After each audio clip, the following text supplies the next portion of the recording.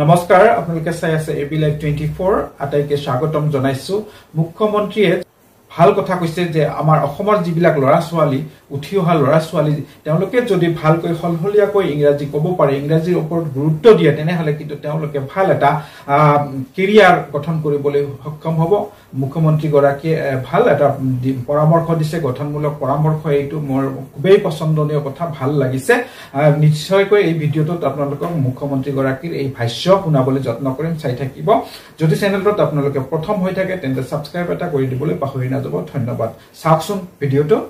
আমি ইংৰাজীত হলখলিয়াকৈ কথা ক'ব পৰা আমি হ'ব লাগিব কিব পাৰো কোনোবা লৰা ছোৱালীয়ে যদি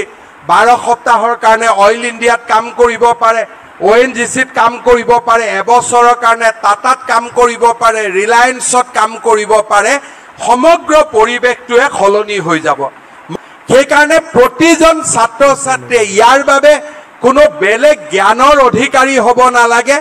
অকনমান গধুলি BBC CNN এইবিলাক ইন্টাৰনেশ্যনেল নিউজ চেনেল আমি শুনিব লাগে অসমৰ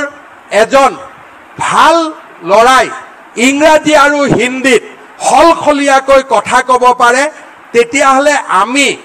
অসাধাৰণ নিজে নিজে হৈ পৰিব পাৰো কাৰণ আমি প্ৰতিটো পৰ্যায়তে মনত ৰাখিব লাগে যে আমি অসমৰ নাগৰিক নহয় আমি ভাৰতৰ নাগৰিক অসমৰ আমি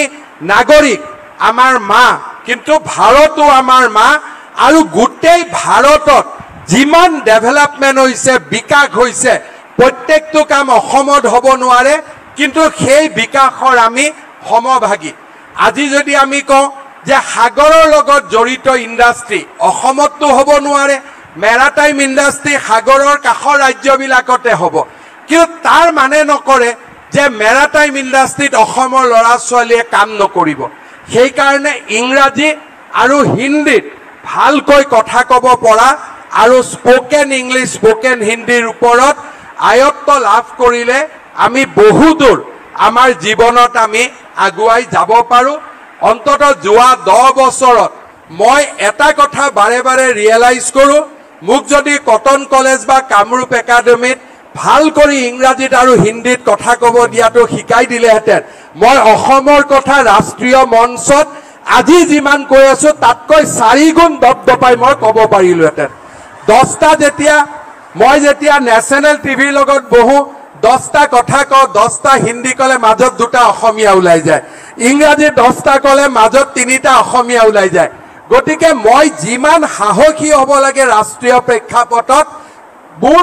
সাহসৰ অভাৱ নাই যদি আমি অসমৰ এজন ভাল লৰাই ইংৰাজী আৰু হিন্দীত হলখলিয়াকৈ কথা ক'ব পাৰে তেতিয়াহলে আমি অসাধাৰণ নিজে নিজে হৈ পৰিব পাৰো